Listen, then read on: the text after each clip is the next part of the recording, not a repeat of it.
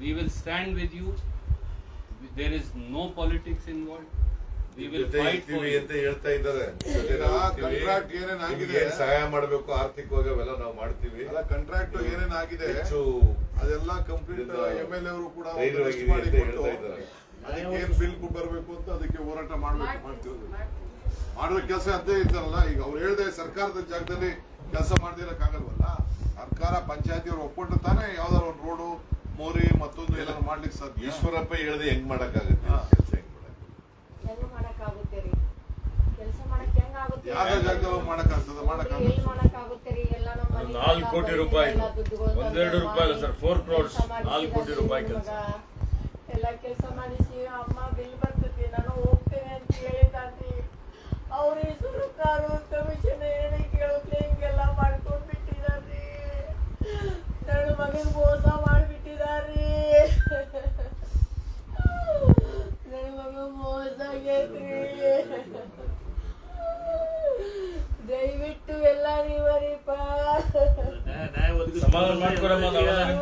ನ್ಯಾಯ ಒದಗಿಸೋದಲ್ಲದೆ ಎಲ್ಲಾ ರೀತಿಯ ಆರ್ಥಿಕ ಸಹಾಯ ಎಲ್ಲವನ್ನು ಕೂಡ ಮಾಡುವಂತದ್ದು ಸರ್ಕಾರಕ್ಕೂ ಕೂಡ ಎಲ್ಲ ಒತ್ತಾಯ ಮಾಡ್ತೀವಿ. ನನ್ನ ಮಗ ಎಲ್ಲಿ ಹೋಗ್ತಾನಲ್ಲ ನಾನು ಕೇಳಿ ಹೋಗ್ತೀನಿ.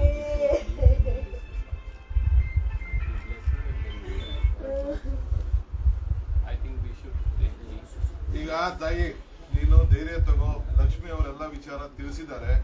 ನಾವು ಬಿಲ್ ಕೊಡಿಸ್ಲಿಕ್ಕೆ ಬೇರೆ ಏನು ಅನ್ಯಾಯ ಆಗಿದೆ ನಿಮ್ಗೆ ನ್ಯಾಯ ಕೊಡಿಸ್ಲಿಕ್ಕೆ ನಾವೆಲ್ಲ ನಾವು ಯಾಕೆ ಇಲ್ಲಿ ಬಂದಿದೀವಿ ಅಂತಂದ್ರೆ ನಿಮ್ಗೆ ನ್ಯಾಯ ಕೊಡಿಸ್ಬೇಕು. ಇದು ನಮ್ಮ ಇಡೀ ರಾಜ್ಯನೇ ಶಾಕ್ ಆಗ್ಬಿಟ್ಟಿದೆ ಇಂತಹ ಘಟನೆಗಳ ನಡೆದು. ಇದಕ್ಕೇನಾದ್ರು ಒಂದು ಮುಕ್ತಿ ಕೊಡ್ತೀವಿ. ನಮ್ಮ ಮನೆ ರಾಜ್ಯದಾದ್ಯಂತ ಹೋರಾಟ ಮಾಡಿದ್ರೆ ನ್ಯಾಯ ಕೊಡಿಸ್ತೀವಮ್ಮ.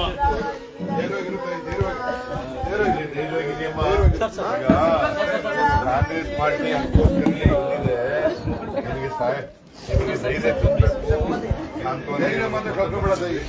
ಆಗಿದೆ ಸಾಲ ಎಷ್ಟು ಮಾಡ್ಕೊಂಡಿದ್ದಮ್ಮ ನಿಮ್ಗೆ ಹೇಳಿದ್ರಿಲ್ವಾ? ಅಲ್ಲ ಈಗ ಕಾಂಟ್ರಾಕ್ಟ್ ಮಾಡ್ಲಿಕ್ಕೆ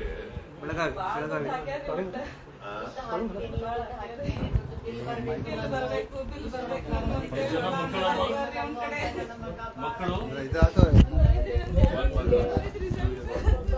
ಎಷ್ಟು ವರ್ಷ ಆಯ್ತು ಮದುವೆ ಆಗಿ? ಎಲ್ಲಿ ಮಗು? ಎಲ್ಲೇಮ್ಮ ಮಗು ಇದೆ? ಎಲ್ಲಿ ಮಗು? ಒಳಗೆ